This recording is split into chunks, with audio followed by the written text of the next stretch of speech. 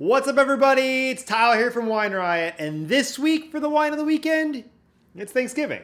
All right, I'm gonna let you in on a little bit of a secret. There is no magical unicorn wine that pairs with Thanksgiving. So no matter what wine you buy, it's gonna work out. So what you're gonna do is you're gonna sit down with family and friends, and you're gonna slop a bunch of delicious food on your plate, none of which really goes with the other food, and nothing that you really ever have any other time of the year, and you expect that there's this magical beverage that's gonna make everything work? Hell no. So what the goal is you wanna make sure you have sufficient quantities, and you just get something that you actually wanna drink. There's some wine people that are like, well, in order to pair the cranberries with the green beans. No, screw that. What you do is you get wine that you like, you drink as much of it as you want because it's a national holiday, and you have a fantastic afternoon. So what we did is we put together a number of wines that we really like to have over Thanksgiving that fit a couple different price points, and we're gonna let you decide for yourself. Also, since Thanksgiving is a very American holiday, we decided to only recommend wines that came from the United States. And you'll find it interesting because they come from kind of all over the place. Pinot Noir is the general go-to wine for Thanksgiving. It's light, it's kind of fruity, it goes with pretty much any food. Almost everybody likes it, so whether it's your aunt, your grandma, or your weird cousin that you see once a year and you're like, what's up, dude? I'm not gonna see you until next Thanksgiving. People love this stuff. And we decided that if you're gonna splurge on anything, splurge on the Pinot Noir. So we're going with the Ponzi Vineyards Pinot Noir that comes from the Willamette Valley in Oregon. The Willamette Valley is exactly halfway between the equator and the North Pole, 45th parallel, runs right through the Willamette Valley, runs right through Burgundy, France, Pinot Noir's hometown. So you get a lot of the same flavors and style, but not for as expensive as Burgundy. That being said, this bottle is still 33 bucks. So if you're having like 45 people over for dinner, this might not be the one unless you're balling hard. Or you decide to be sneaky and have like one nice bottle and you like hide it in the bathroom, and every once in a while you're like, You can learn more about the wines from Oregon on our video, Oregon in 90 seconds. Next up is a red wine that's super affordable. It's pretty fruity, it's nice and bold.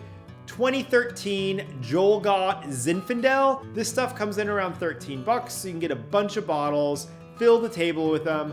I like a kind of like fruitier, juicier wine on Thanksgiving. I don't know, I think it just like goes with the food, goes with the atmosphere. Plus it's 15% alcohol, so you know, you get a little bit more bang for your buck. It's a holiday, so you probably want to drink some bubbles. We suggest the Gruet Brut sparkling wine. This stuff comes from, guess where? New Mexico. The family originally comes from the Champagne region of France. They took a tour to the United States in the 50s or the 60s, I believe, and they found New Mexico. They thought it was beautiful, and they decided to plant Pinot Noir, Pinot Meunier, and Chardonnay, which are the traditional grapes of Champagne, but they do it in high elevation in New Mexico. Turns out, really great bottles of bubbles. Not terribly expensive either. You're looking at 15, 16 bucks to make a great rosé. We're suggesting the Brut. It's classic, and it's American. Next up is the Willamette Valley Vineyards Pinot Gris. This one comes from Oregon as well. And Pinot Gris is again one of those like classic wine people suggest this for Thanksgiving because it's kind of fruity. It's still dry, it's not sweet, but it's like nice and fruity. This wine can kind of stick up to anything, and it's only 15 bucks. It's the kind of white wine that a lot of people are gonna like. If people like sweet wines, they're gonna like it. If they like dry wines, they're gonna like it. It's kind of a universal wine for people that like white wine. Another option for white wine is Sauvignon Blanc. Sauvignon Blanc's a crowd pleaser. A lot of people love this stuff, plus it's not terribly expensive. We suggest the Sean Miner Sauvignon Blanc. This stuff comes from California. Again, it's like $13 to $15 a bottle. You can get a bunch of them, kind of just keep them in the fridge. Sauvignon Blanc is something good that you can keep on hand, keeps everybody happy, and it's not very expensive. Sean Miner makes a great bottle too.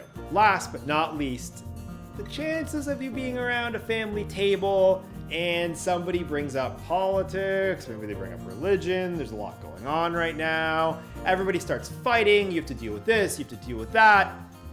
You don't want wine, you want whiskey. And we suggest George Dickel Tennessee whiskey. This is no messing around whiskey. And you might not be able to get your family to shut up, but you can at least kind of not hear them as much after you bust open a bottle of this stuff.